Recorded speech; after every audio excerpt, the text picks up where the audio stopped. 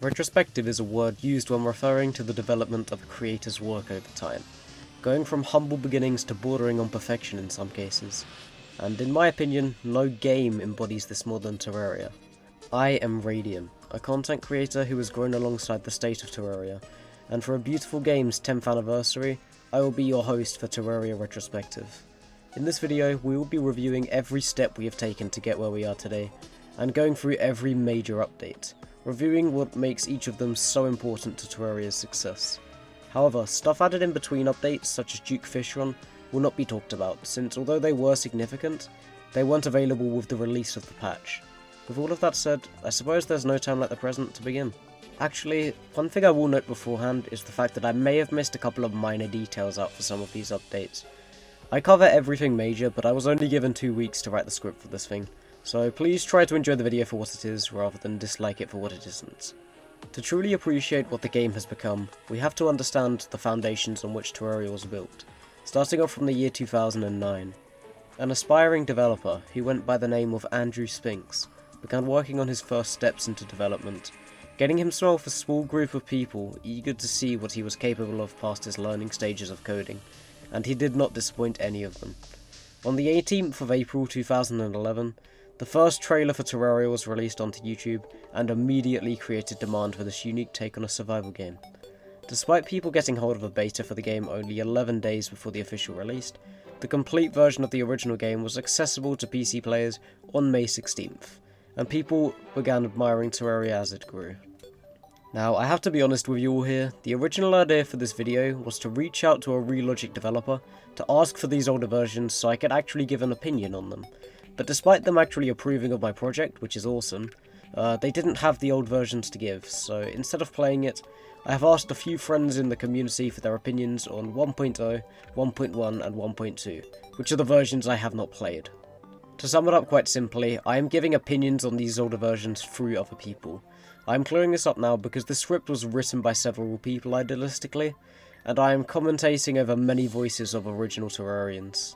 To sum this version of the game up in a single word, I would call it revolutionary. Surprisingly, the version of Terraria that we all know and play to this day isn't all that different from this in terms of physics and stylization, and save for a few sprites and conveniences added at a later date, the game is perfectly playable. Now let me tell you about this version a tiny bit more. There were 3 bosses available to this version's small player base, the Eye of Cthulhu, Eater of Worlds and Skeletron, who served as the final boss at this stage. Endgame gear consisted of Meteor, Shadowscale and Hellstone armor, alongside a few weapons from the dungeon, Underworld and Meteors. The Goblin army was the only event in the game, and this yielded you another NPC who would gain many more uses across the updates in the future. The only ores the world could generate were copper, iron, silver and gold, since the alternate ores were introduced at a much later date. Summoner wasn't even in the game yet in fact. Additionally, I feel that although this video is heavily oriented around the progression of the game, the community's evolution is one of the reasons why the game has become what it is now. Although there were uploads of leaked gameplay on YouTube before the official release of Terraria, May 16th, one creator stood out amongst everyone else. Euromir, a mysterious creator at the time, had bested all 3 bosses in the game on the first day of official release. This mysterious creator dumbfounded the community, and believe it or not, a lot of the original community slated him for beating these bosses, and so hundreds of people called his ability at the game lackluster despite his feats. Even so, Euromir was the spark that led so many creators to do playthroughs of the game, and spearheaded the skill development of all competitive players to follow. And on that note, I suppose let's move to update 1.1, the hard mode update. On the 25th of November 2011, only 6 months after the release of version 1.0, the game had received its first major update, one that would change the course of the game forever, and the first update that would show the incredible vision the creators would pursue over the coming years. From a fundamental standpoint, update 1.1 is the most important update for the history of the game, as it altered the progression of everything to follow in its footsteps. The Wall of Flesh, Hard Mode, the Hallow, Wings, the mechanical bosses, and so on. Awesome new weapons were introduced, such as the Mega Shark, Cursed Flames, and a well-known staple of the game, Excalibur, which was at the time regarded as one of the most powerful weapons in the game. Additionally, the difficulty scaling for hard mode allowed the bosses to be much more difficult mechanically, and players were dumbfounded by the challenge of these new AIs. As the skill gap continued expanding in the game, a talented player returned, pushing Terraria to its peak in terms of challenge. Within 2 weeks of the update coming out, Euromir had bested all 3 mechanical bosses individually, but then he did the unimaginable. On December the 5th, he attempted and accomplished the challenge we now know as Mechanical Mayhem, fighting all 3 mechanical bosses by himself. This is important to the development of the game because it showed Relogic and the developers now helping with Terraria that the game had a lot more time to evolve and grow in both popularity and difficulty, but also eradicated any criticism for Euromir, as he once again proved his talent to the community. According to my friends' experiences with the update, I have to say that they only described it as addicting. For some reason this version in particular seemed to strike a chord with every single one of them, and they all seemed to cherish it. Although it wasn't polished to the level the game is now, a lot of issues the original version contained had been completely dealt with, and that left an experience that allowed them to invest hundreds of hours effortlessly into the game. Also, just a reference, 1 million copies of Terraria had been sold by this point, and the game became renowned as a staple in survival games as a whole. Little did the community know, the true development for the game had only just begun. Okay, I guess it's time for 1.2. On the 16th of September 2013, the trailer for this update was released, and 3 million copies had been sold by this point, which is minute compared to where the game was heading. The update was released on the 1st of October to all players, and served as the most ambitious update to ever be released thus far. This update added a whole lot of stuff to make each playthrough have some replay value, and so alternate pre-hard mode and hard mode ores were added, as well as the Crimson to serve as a counterpart to the Corruption. Pyramids and living trees were added as variables to give players some new loot and awesome new items. Ice caverns were also given their own unique loot pool. As for new content, the update had so much to give.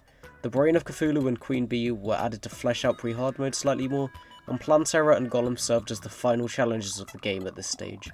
The Pumpkin and Frost Moon were endgame events with waves of enemies increasing in power, and yielded some awesome new weapons, and the Solar Eclipse was added, an event that could occur in hard mode at any day with a 1 in 30 chance upon release, which was obviously quickly changed. This event added another staple of the game, the Terrorblade. Potentially being the most desired weapon in the history of the game, it tore apart any boss who dared challenge a player wielding it.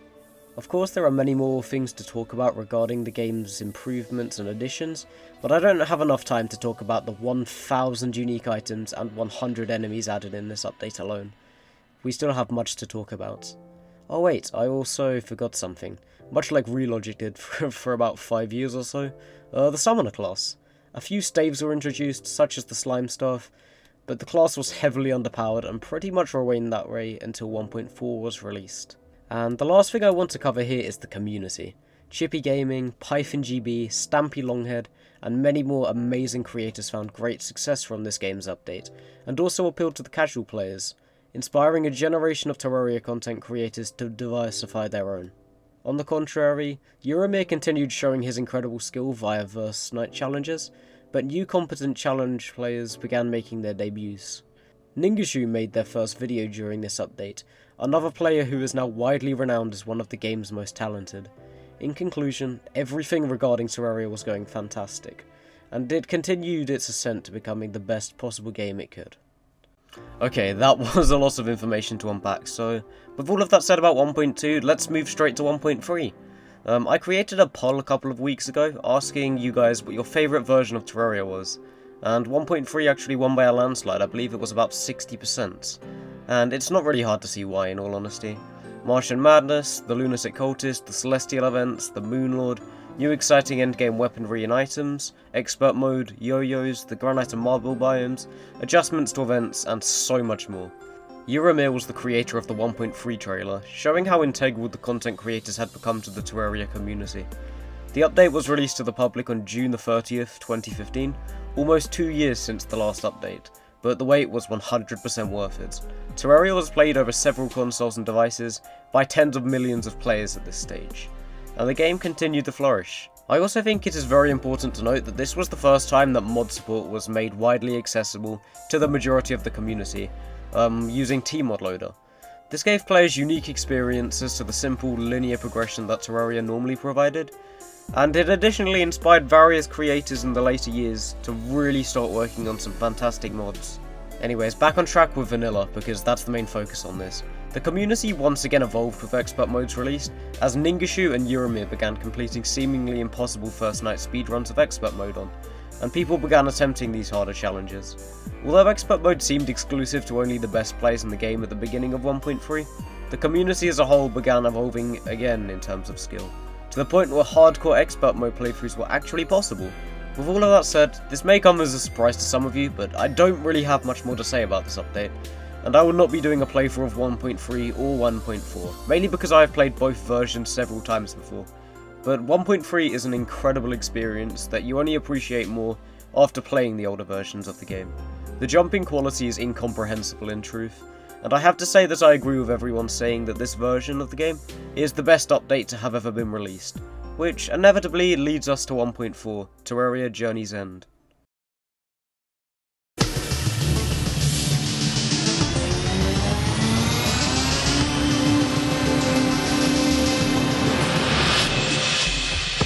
Terraria Journey's End was released on Terraria's birthday, May 16th, 2020, and the release alone showed that people were beyond hyped for this update.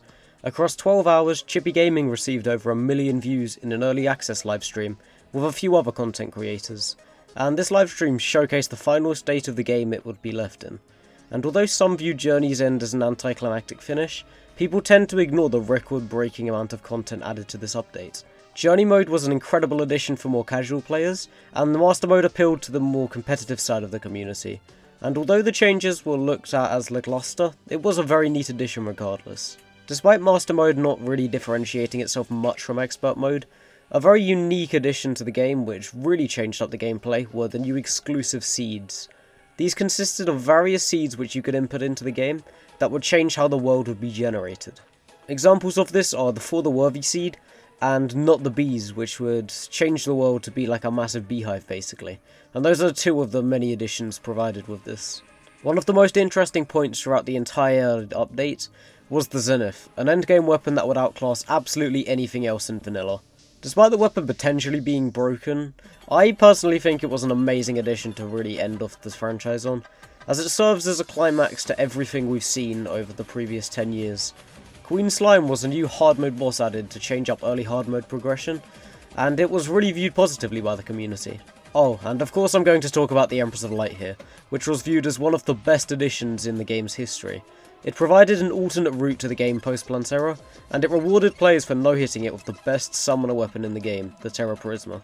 The Blood Moon received some new content too, with its own exclusive mini-bosses and weapons, giving it a purpose in hard mode. Revamping the Underground Desert was also a noteworthy addition, as it was made far more formidable with new enemies and traps, with some awesome new items to accompany it. The last thing I'm going to be mentioning here is the fact that the Summoner class was completely revamped in a certain way, and it was made competent with the addition of whips, armor sets, and of course the Terra Prisma for endgame. With all of these additions combined, it certainly seemed like a very fitting end to a beloved game. And on that note, this is the conclusion of Terraria Retrospective. Wait, I forgot one crucial little detail, that in my opinion elevates this update to being one of the most important. And the funniest thing is that it wasn't even to do with the game entirely. The community is what made this update so special. Many new content creators began paving their ways to success through different mediums of content. And as a community, we have pushed so many good messages and ideals forward alongside our own success. Charity live streams, co-op playthroughs with our fans, helping each other and collaborating for the sake of entertaining you all. It really shows how a fantastic game can elevate any group of people to achieving greatness. Additionally, I think it is safe to say that the game is coming closer to reaching its peak difficulty. I wouldn't call myself a skilled player as such, but I have completed a 1 HP For the Worthy Master Mode playthrough, and also No Hit the Mutant, one of the hardest modded bosses to ever grace the game. But that is only the tip of the iceberg when it comes to the content produced by us. As opposed to how the community began, there is an absolutely massive variety of content creators in this community now. There are meme creators, musicians, builders, challenge players, and so many more talented people, expressing their own personalities through very different mediums of entertainment. To think that so much greatness has become of one person's ambitions of creating a basic survival game, truly lets us see how far we have all come. And I think that is why Terraria stands out amongst almost every other game. It started off as a passion project, a blank canvas for the developers, the creators, and the community to all fill in, over the decade that has fallen between then and now. And I think that as long as we can keep that passion flowing, Terraria shall continue being the fantastic game we all know and love, and it will be remembered for as long as we wish it to be. Thank you.